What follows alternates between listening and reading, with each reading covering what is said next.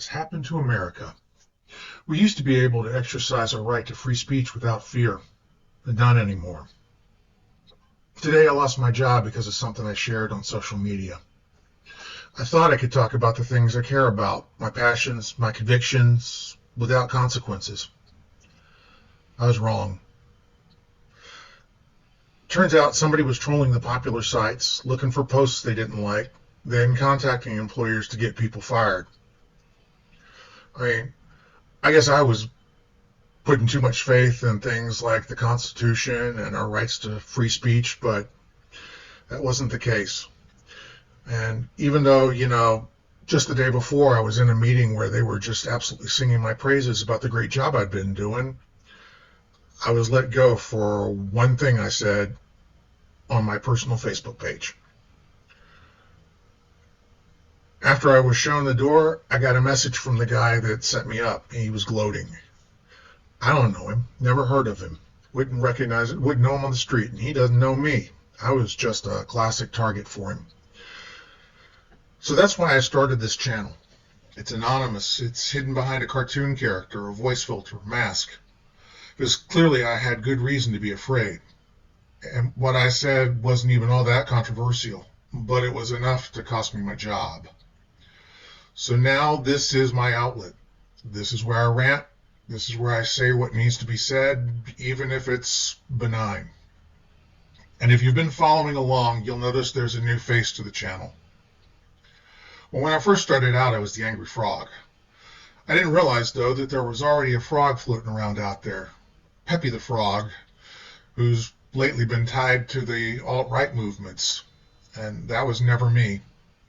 For me, frog stood fully rely on God, and that's why I chose it. I am not ultra-right, I'm not on the left, I'm really more libertarian than anything else. So I didn't want to get caught up in, one side versus the other. I didn't want to be one of the wingnuts. But because of that baggage, it's time to retire the frog. I don't want to get mixed up in that. So introducing the hard shell.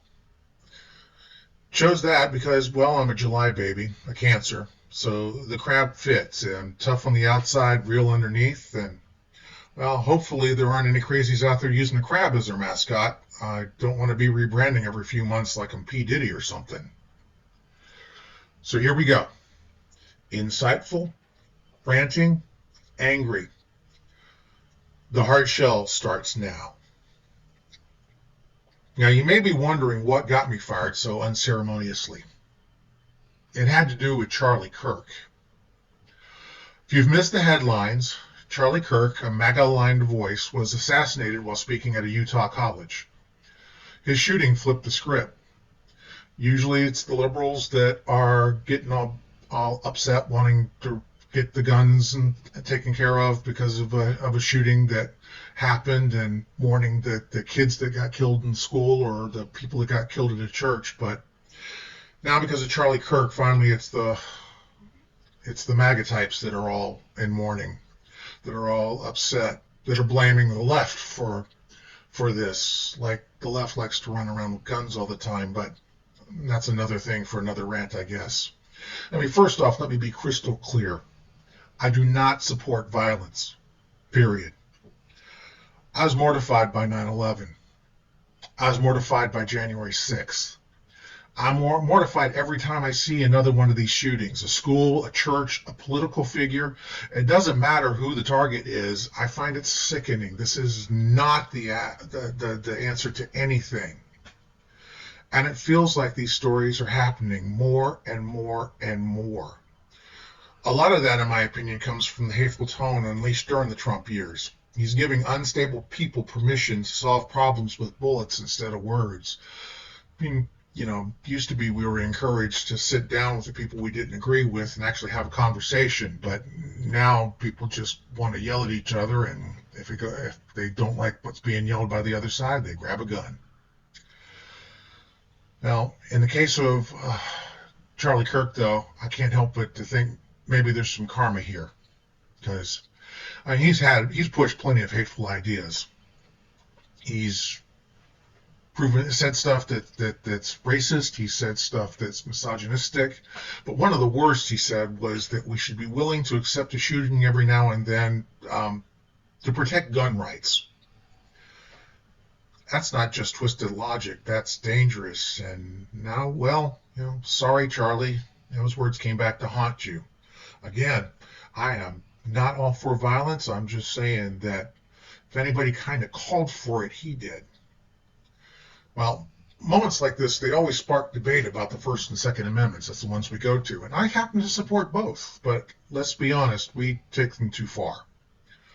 The First Amendment protects free speech, and I fully believe we should be able to say what we want without government coming after us.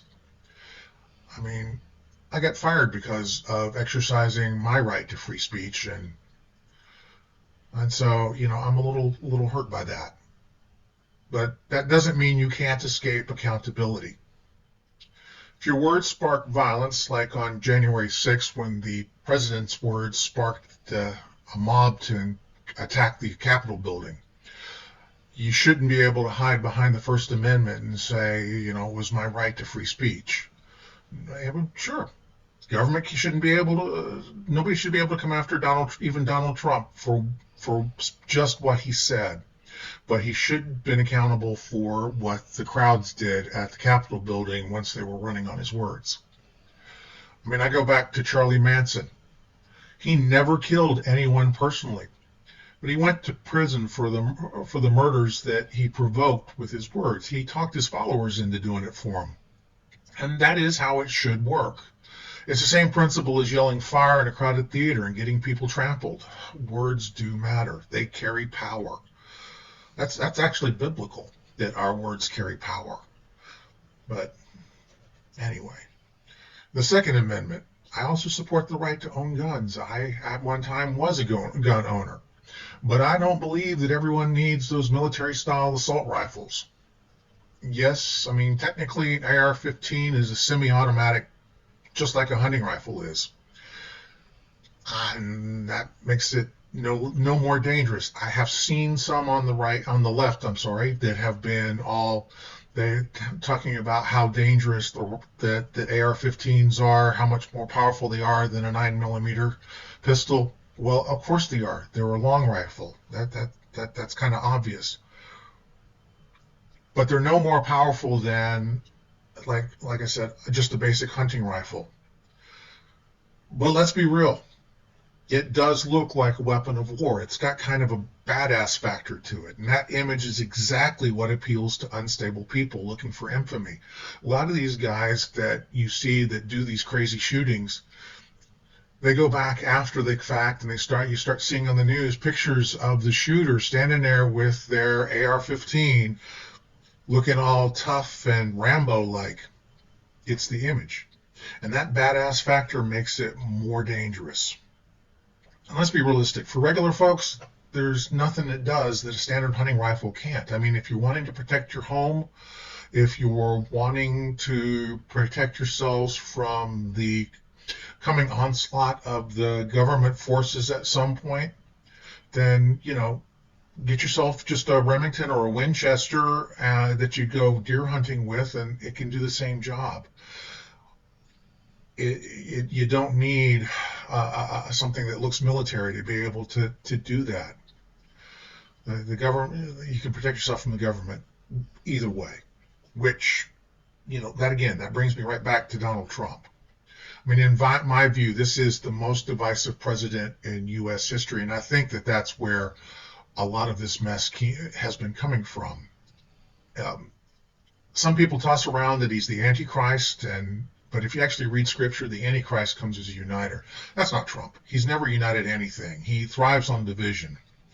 You don't believe me? Well, look how he reacted to the Kirk shooting. He ordered the flags at half-mast.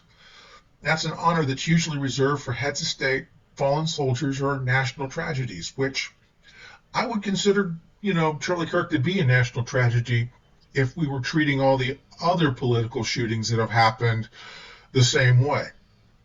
If we were mourning for people like Minnesota Representative Melissa Hortman. But like her and a lot of other Democrats, They went totally unnoticed by the White House. They just flew completely under the radar, and that much, folks, is why I have heartburn. It's the lack of balance that happens when it's the other side. Um, and but you get Charlie Kirk, and then you can't even speak out about it and say anything about it, not even anything really benign, and you wind up having things like you get fired. And I mean, and I'm not the only one who's faced consequences for speaking out about Charlie Kirk's death. Probably heard about Jimmy Kimmel. That's one of the highest profile casualties. On Monday night, he did a monologue pointing out how the MAGA crowd was twisting the narrative, blaming the left, even though the shooter came from a Republican family. And his issue wasn't that Kirk was MAGA, but that Kirk wasn't hard right enough. He's from the same right that clings to Pepe the Frog, which is the reason why I've changed the face of my channel. But, a few people talking like that, even something that simple, and the next thing you know, they're getting people coming after them with hatchets. And by Wednesday, the FCC had pressured Disney enough that they pulled Kimmel off the air indefinitely, mostly by threatening that a merger that Disney wants to do coming up in the future may not go through if they didn't bow to their whims. It's not surprising, though. Donald Trump, back when Stephen Colbert had been pulled off the air, posted that Jimmy Kimmel was next. Prophetic? No, it was just that was his plan. And this whole issue, as soon as Kimmel spoke about Charlie Kirk, gave him the ammunition to be able to go after him. He used it. Used the FCC as a weapon to go after somebody that he didn't like what he's been saying, didn't like the fact that he was speaking against him, didn't like the fact that he was exercising his right to freedom of speech or his right to freedom of the press, both of which are supposed to be protected in our country, but not under this regime. Occupy Democrats posted a thing in support of him, and they were asking others who'd been fired for speaking out likewise to share their experience. Well, within hours, thousands of people had shared stories of losing jobs, all in the short time since Kirk was shot. I mean, that's a lot of people. And from what I'm understanding from friends and that have known what's going on, there are apparently people out there that are actually trolling, hunting for folks that spoke out even the littlest thing about Donald Trump, and then contacting their employers to get them fired, to get them to lose their jobs. I believe that's exactly the motive that happened with me. It wasn't because I was doing a poor job. Like I said, just the day before, they were bragging. They were telling me what a great job I was doing, and really excited about the work I was doing. And then the next morning, I'm being let go. No warning, no meeting, no cool down period, nothing. I was to clean out my office and get out as fast as possible. This is not the America that I served in the Navy for. Back when I was serving, we had leaders like Ronald Reagan and Tip O'Neill, men that were on opposite sides politically who still respected each other, even shared a real friendship. That's the kind of leadership that feels like ancient history now. I wish I could take my family somewhere else until the madness passes.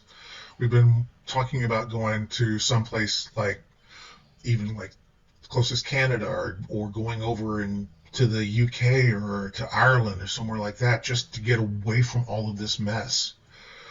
But like most Americans, I can't afford to. I mean, whether it's how the prices have been raised for everything because of the tariffs, or maybe because our president has just upset all of our friends in other countries to the point that they don't really like us anymore and don't want to have anything to do with us anymore.